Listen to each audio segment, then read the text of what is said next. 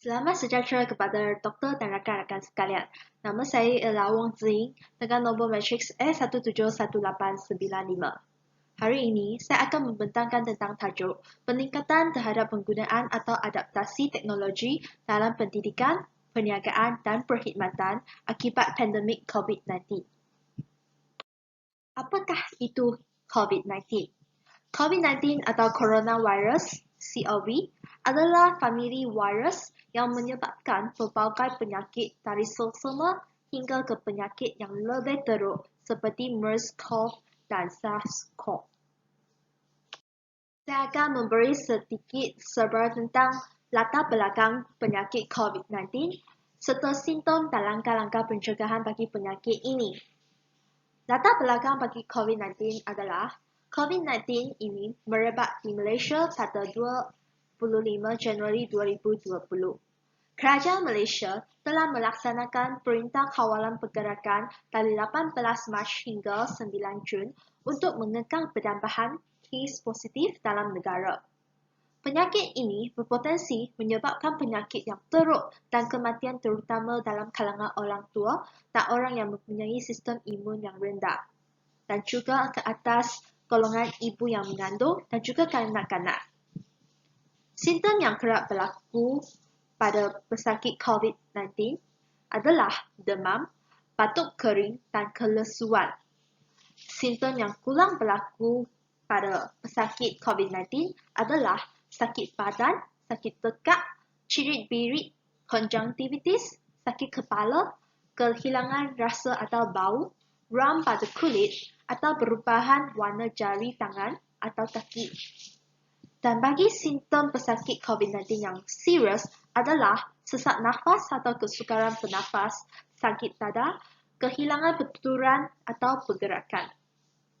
Oleh itu, sebagai masyarakat Malaysia, kita harus mematuhi langkah-langkah pencegahan.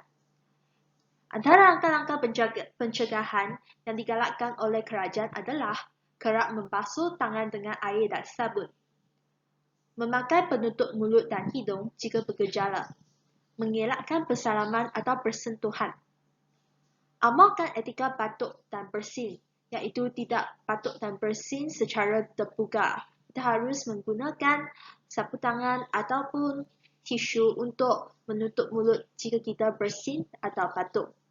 Melakukan diinfeksi, duduk di rumah, mendapatkan rawatan jika bergejala. Seterusnya, saya akan membentangkan tentang impak penyakit COVID-19 ke atas Malaysia di sudut pendidikan, perniagaan dan juga perkhidmatan. Yang pertama sekali, kita akan lihat dari sudut pendidikan. Pelajar di Malaysia telah dinasihatkan berada di rumah dan meneruskan pembelajaran atas talian sejak pelaksanaan Perintah Kawalan Pergerakan. Hal ini adalah untuk memastikan pelajar mengelakkan diri daripada orang ramai dan juga mengurangkan risiko berjangkitan penyakit COVID-19.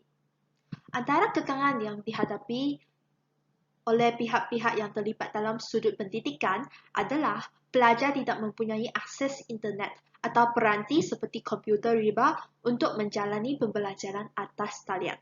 Yang kedua adalah kesukaran guru atau ibu bapa untuk memantau prestasi pelajar. Hal ini adalah kerana ibu bapa bagi pelajar tersebut akan keluar bekerja pada waktu kuliah atas talian. Yang ketiga adalah tenaga pengajar yang tiada pengalaman dalam menjalankan pembelajaran atas talian.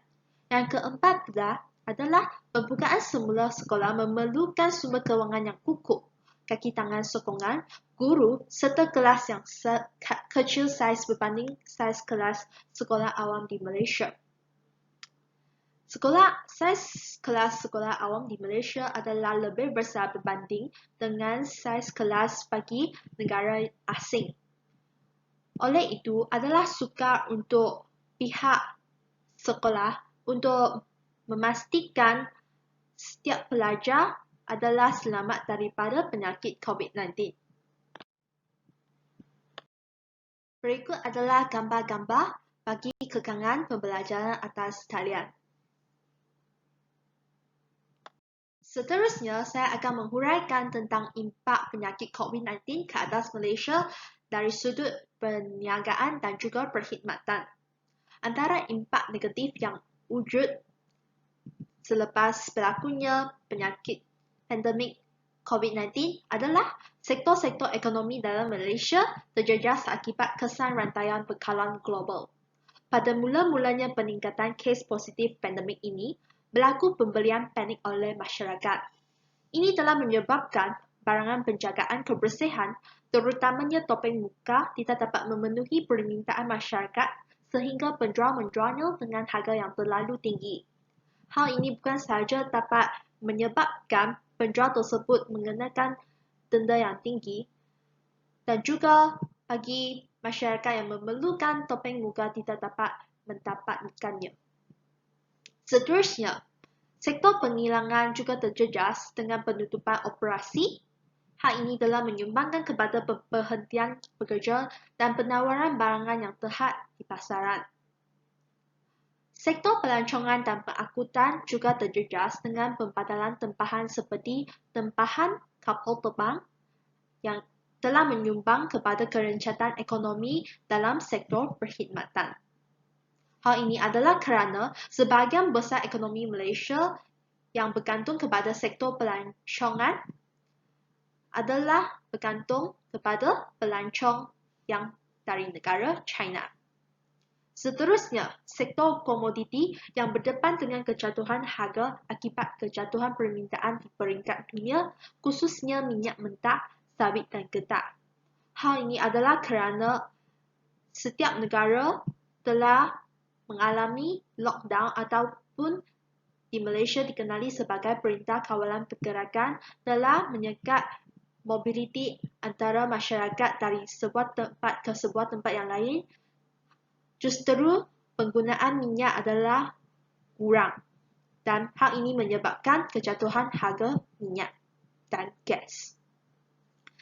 Seterusnya, sektor pekerja dan pengguna yang diarahkan bercuti atau berdepan dengan sekatan pergerakan ataupun movement control telah menyumbang kepada kelemahan permintaan dan perbelanjaan. Bagi pekerja yang tidak bekerja, mereka akan tidak mendapat gaji ataupun gajinya dipotong. Oleh itu, mereka juga akan mengurangkan pembelanjaan dan juga permintaan yang boleh menyebabkan kemerosotan dalam ekonomi Malaysia. Seterusnya, pasaran kewangan dan mata wang yang berdepan dengan ketidaktentuan global daripada pasaran yang berisiko tinggi. Berikut merupakan gambar-gambar bagi impak negatif terhadap perniagaan dan perkhidmatan. Kita boleh lihat bahawa kedai runcit dan kedai serbaniaga telah menyediakan garis panduan tambahan bagi pelanggan yang membeli belah di sana. Seterusnya, saya akan membentangkan tentang tindakan kerajaan Malaysia untuk membantu meningkatkan penggunaan teknologi dalam sektor pendidikan. Yang pertama adalah PTPTN boleh memberi sokongan pinjaman kewangan jika pelajar perlu memberi peranti seperti komputer riba bagi tujuan pembelajaran atas talian. Yang seterusnya adalah tenaga pengajar yang kurang celik teknologi perlu menjalani kursus dan melengkapkan diri untuk bersedia mengajar pelajar melalui pembelajaran atas talian.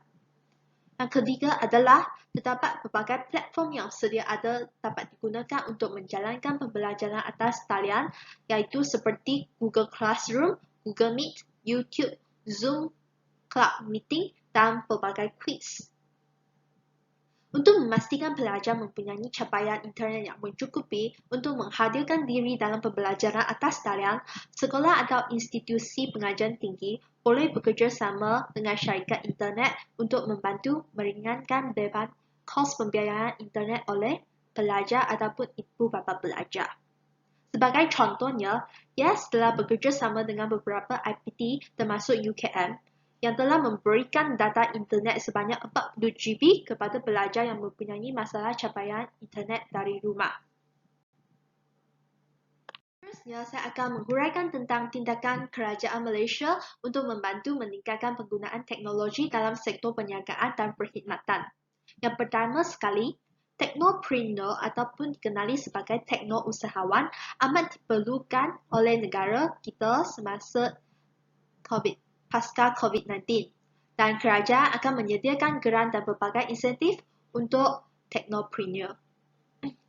Yang kedua adalah kerajaan Sabah telah memperuntukkan sejumlah 10 juta ringgit bagi membangunkan platform e-dagang berpusat bagi memudahkan golongan peniaga memasarkan produk dan perkhidmatan dengan lebih baik.